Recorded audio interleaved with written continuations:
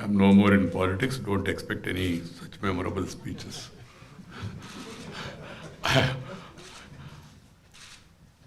I'm retired from politics, but not retired from public life. That's why I meet people, I go to conferences, and also try to meet the younger generation and try to motivate them, give them some ideas, take some feedback. So I go around the country that way, meeting people, greeting people, talking with people, walking with people, hearing the people, spending time with the people is my favorite pastime. I used to do it more effectively, and I was not in this constitutional responsibility, but now this constitutional responsibility, it has some protocols, some other restrictions, of course. They are there. My dear friends, Sri Prakash Singh ji, Ramachandran ji, Kaushik Dekha, Vipul Mutkal, Sri N.K. Singh ji, and the publisher Sri Kapish Mehra, distinguished people who have all made it to come to this important book release function, and my dear sisters and brothers, I am really delighted to release the book, The Struggle for Police Reforms in India, written by Sri Prakash Singh ji. He has served the country with distinction. The moment I received the letter, I had no hesitation to accept this invitation and also to come out to this function. Police reforms is a highly important and sensitive subject. For that matter, any reform. The Prime Minister gave a 3-line mantra, and I often quote it to remind everybody, including the government, of course. Reform, perform, and transform. Transformation of the nation. Transformation of the people's lives. Transform it into a better society. Transformation to get happiness. Comfort, happiness. So you need to bring reforms. This is a basic organization. You need to bring reforms. You need to bring judicial reforms. You need to bring legal reforms. You need to bring administrative reforms. You need to bring electoral reforms. Electoral reforms also, you see what is happening in Parliament. Prakash Singh ji was mentioning about some report. I don't think it's accurate, 43% or whatever it is, because I have been in the legislature for the last 19 years in Parliament and also for a decade in the Legislative Assembly. There are a couple of people who are having criminal cases, but as those cases are dragging on for years together, and conviction is not taking place, and rejection by the people is not taking place. So often people's perception is that most of the politicians are criminals. I made some study and then found that you violate 144, you participate in an Andolan, there are cases against you also. You can count those cases. But I am not trying to undermine. Yes, there are very serious corruption, a very serious case. Corruption is a very serious case.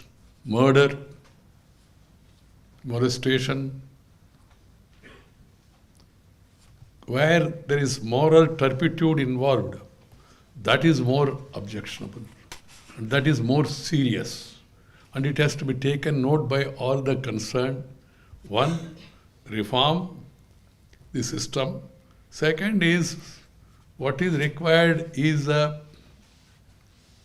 political will, then followed by administrative skill. Then you can go for anything. So political will is lacking undoubtedly at various levels. That's why in spite of the matter being taken to Supreme Court and Supreme Court giving a clear-cut judgment also, many of the states have not taken up reforms because we are all aware policing is a state subject. I am not trying to absolve central government. Yes, center also has certain duty. That's why in Parliament also when we try to discuss, some people say, sir, it's a state subject. But at the same time, we need to create a proper atmosphere. We need to create proper mindset among the people. The purpose of this book is to create that awareness among the people, arouse the consciousness for reforms. That is the purpose. So Prakash Singh's efforts are not going waste. They are having effect. The administrators at various levels, I suggest that they should read this book. Politicians also, and also the bureaucracy, and then try to do whatever they can at their level. Simply blaming one section here, politician, or the administrators, or the bureaucracy, or delays by judiciary, alone is not going to suffice. We need to really do introspection. Where we are lacking, why it's not happening. So we have to apportion the responsibilities at various levels and try to take correctives at the earliest. Otherwise, people slowly lose their confidence. It is quoted just now, the latest case of 3 states, police fighting among themselves, and a discussion in media. Such things are not good for a healthy system. India is definitely moving forward, undoubtedly. Moving faster also.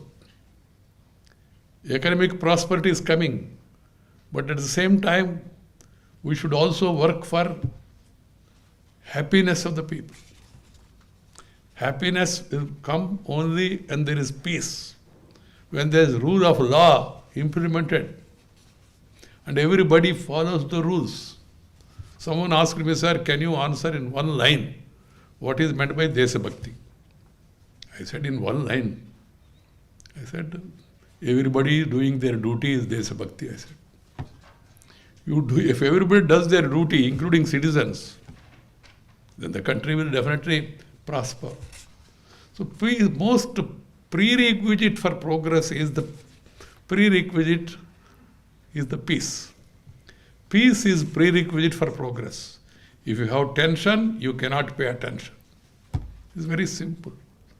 So police, being the main force to maintain that peace, they need to be progressive, they need to be aggressive against the crime, and they need to be people-friendly, they need to be sensitive, and they need to be neutral politically, but they need to be firm and aggressive as far as the crime is concerned. There have been attempts, undoubtedly, to introduce reforms over the years, but there is not much progress as expected. We should now give a renewed thrust for implementing reforms in police force. Police reforms, as a phrase, is an umbrella expression with a number of critical aspects. In brief, police reforms aim to transform the values, the culture, uphold rather than transform. Uphold the values, culture, policies and practice of police organizations. It deals with interface of the people with the public with a sense of accountability, while being transparently sensitive to the rule of law, democratic values, and human rights. I need to hardly emphasize that policing is very important to prevent and detect crime and to maintain law and order. In the wake of revolt in 1857, that is the first freedom movement, the Britishers brought this Police Act of 1861 with the prime aim of having an agency which would uphold their imperialistic interests. That was the purpose of creating this force. They raised a police force subservient to their interests and one which would carry out all their orders, right or wrong, sparing no thought to ethics or morality. During the freedom struggle, the police was mainly used to suppress and oppress our freedom fighters and also the revolutionaries. After independence, the role of police has to be redefined, and the police training and orientation has to be radically different. Of course, it has changed to some extent. Over the years following independence, there were instances where the police force was perceived to be politicized with erosion in the values, objectives, and practice of police organizations across the country. There seems to have been some gap in the overall objective of the force and the way laws were enforced. Of course, the abuse and misuse of the police has reached its peak during the infamous emergency, when it was used with impunity to suppress human rights and imprisoned thousands of people, including all those political opponents of the ruling dispensation. When I was in jail, one of my professor also was brought in. I was wondering, this professor is a very simple man, very God-fearing, very humble. He comes to the class, takes his subject, and then you don't get involved in anything. Then I made inquiries informally. Why this professor is there? And he used to sometimes weep also within the prison and saying that when are you going to be released? And some fellows, in order to this thing him, they used to say, no, there is no question of our going. She is not going to anybody. We'll be finished here only. So this man's worry used to be more this thing. So he used to come to me and then ask me. I said, don't worry, sir. There is a movement going on in the country. One day or other, emergency will be lifted and all. After my inquiries, it's interesting to note that one day he offered lunch to some people who were wearing the saffron dress, and they were called as Ananda Margis at that time, those people. Just lunch. You do not know what is Ananda Marga also. He said Ananda Marga means we'll give Ananda. They are doing a good thing. So he just hosted lunch, that's all, nothing else. He was also arrested under Misa.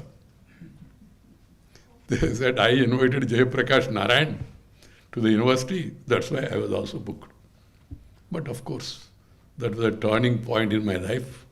That 17.5 months I spent in jail, that gave me a lot of understanding about public life and really made my determination strong. The setting up a police commission, National Police Commission in 1977, the first national commission after independence, marking a key step aiming to change India's large policing organization. The commission had then submitted reports with detailed proposals for police reforms. Taken together, these reports constituted the first thorough study and review of the police system in India, ranging from registering FIRs and jurisdictional issues to addressing complaints against police officials, especially those related to custodial deaths, rape, torture, and injuries, to providing necessary protection from injustice and exploitation to the people of weaker sections, to the enactment of regulatory laws, and having necessary guidelines in place for police reforms. To name only a few, the reports of the National Police Commission covered extensive ground in this domain. We need to work on these suggestions and usher in reforms in our police forces at individual and also at the institutional levels. Sporadic cases of custodial deaths, fake police encounters here and there, corruption, obscenity of neutrality, absence of neutrality, disregard of human rights and the rule of law have not only severely dented the image of police, but have made it a daunting task for the common man to visit a police station and lodge a complaint. Of course, now it's made mandatory. FIR has to be registered. We have to make policing more people-friendly and the law enforcement process easily understood and accessible. My dear friends, first thing, the reform has to be attitude, a receptive face in police station. a smiling, an affectionate response to the complaints of the people. That is what is required. So you need to change the attitude. You have to reorient them time and again, through refresh courses. You have to motivate them and change their attitude. That is what is more important, according to me. Second one is that you need to increase the strength also. And the strength, I do not mean strengthening top heavy. This is a complaint against police system. Number of DGPs. There is one state, number of DGPs. DIGs. Additional DIGs. But the strength of a police station, 1:7 to 1:14 and all, it is static. This is really a sad state of affairs. That requires reform. You need to strengthen the police force at the grassroots level. There is no need to have this many top heavy posts. I am very clear about it. Like having a chief minister, number of deputy chief ministers. Only they have title, nothing else. I don't know about perquisites, etc. You have to strengthen the police force at the grassroots level.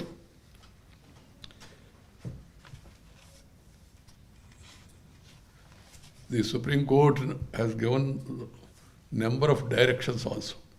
Those directions also has to be understood in proper perspective, and they should be implemented.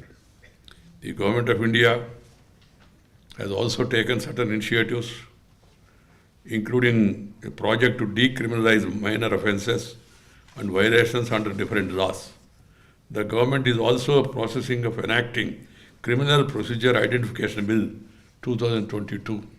It seeks to update the Identification of the Prisoners Act 1920, a legislation passed more than 100 years ago.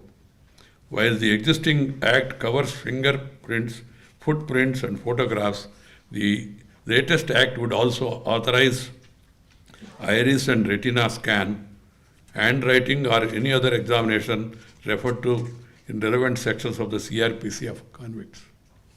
In April 2016, the Prime Minister, as was mentioned, called for making the police a smart force, standing for force which is strict and sensitive, modern and mobile, alert and accountable, reliable and responsive, tech-savvy and trained.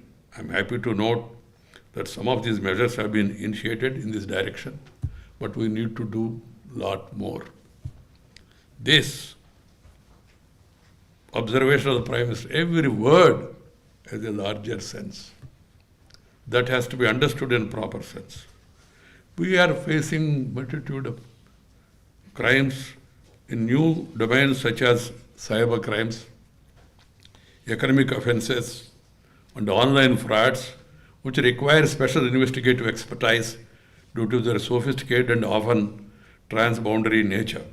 We need to skill and upgrade our police forces to tackle these 21st century crimes.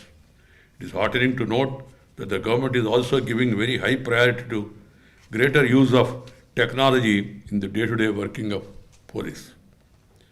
I am happy to learn that the Indian Police Foundation has been making efforts to realize the vision of a smart Indian police, especially by bringing internal reforms, technology adaptation, digital transformation, and training to improve the professional and ethical standards of police. Training at various levels, at various intervals is very much required because situation is changing. Two issues that need to be addressed on a war footing are filling up a huge number of vacancies in the police department and strengthening the police infrastructure in tune with requirements of the modern age policing. Housing of police personnel also calls for improvement also. You see the police quarters in certain states, horrible. There is also need for senior police officers to lead by example and ensure that the behavior of policemen towards the common man is courteous and friendly. A visit to police station should be a hassle-free experience for a person who goes there seeking help. Before concluding, let me pay my respect to policemen who died in the line of duty, who had laid down their lives battling terrorists, extremists, separatists, secessionists, mafia, and all shades of lawless elements in different parts of the country. Some people suggest and also complain that there is too much political interference. I don't intend to disagree with that. That's an observation. But is it only political interference that is making the system to suffer and making ineffective and getting bad name? If you are honest, if you are sincere, if you are dynamic, what a politician can do? Maximum transfer.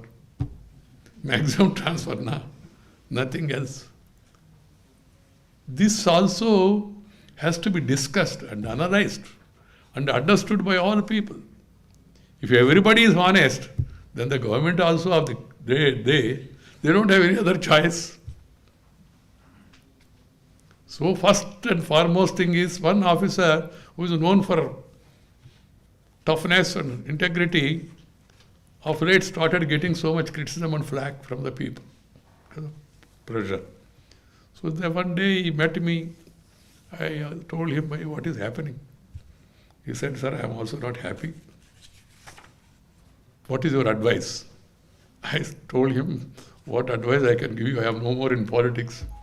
My advice for you is simple. Follow the constitution and conscience. That's all. That will solve your problems and you will get good sleep. He was happy. Initially he couldn't understand what I meant. Later he told me, sir, I am really happy to receive that advice. I will try to follow it. Friends, as I told you, that this is an age of reformation and we need to bring reforms in every sector. Even in political sector also, people has to select and elect political leaders by considering character, caliber, capacity and conduct. 4 C's. I repeat it wherever I go.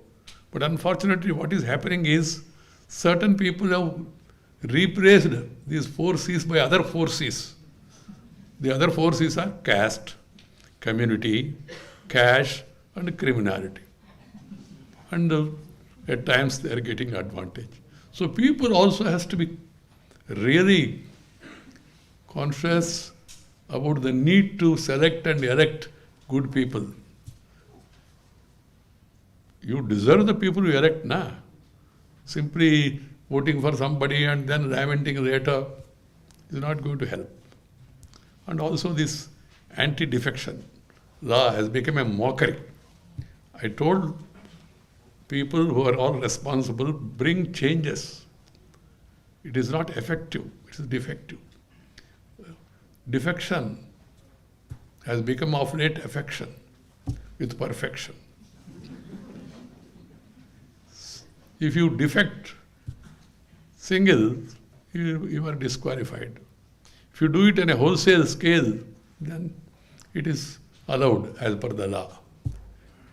In a democracy, one must have the right to change parties whenever you find the parties going against the principles. But you must leave the post which you got through that party. That is a basic responsibility.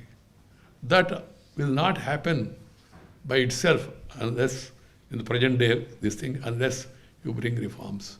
And reforms also that people who are facing criminal cases, politicians particularly, officials, those cases should be disposed of at the earliest. Speedy judicial system. Number of years, they are just getting on from one court to other court. I don't know whether it will come to a conclusion in their lifetime. Even people changing parties, and it's challenged in court also. I have 2 instances, I don't want to name the people, get into controversy. They have completed their tenure and they are about to complete their second tenure also. Still the case is pending. Judiciary delay also is causing problem. So judiciary also must introspect. Whatever the government has to do, government has to do it. Filling up the vacancies. But at the same time, the people there who are there to give justice delivery, they should also act in a more responsive and responsible manner. And the legislatures also, they have to perform. And they have to discuss, debate and decide. But often disruption is taking place. Disruption, obstruction. This is another area about which people are very much concerned. I am the presiding officer of the house, upper house, House of Elders. Sometimes what is happening in the upper house is really disheartening, disgusting. Because people try to follow the parliament, the upper house and the legislature and all. So that way there is a need for reforms in every sector. We are mostly today focusing our attention on police reforms. We need to have structural changes also. It's a process. It's a continuing process. But what we need is that the governments at various levels, they should be alive to the reality and bring in the changes. For that, they need to have political will. Thank you very much, Prakash Singh, for giving me this opportunity. A progressive modern India must have a police force which meets the democratic aspiration of the people. That is my concluding word. Thank you very much. Namaskar.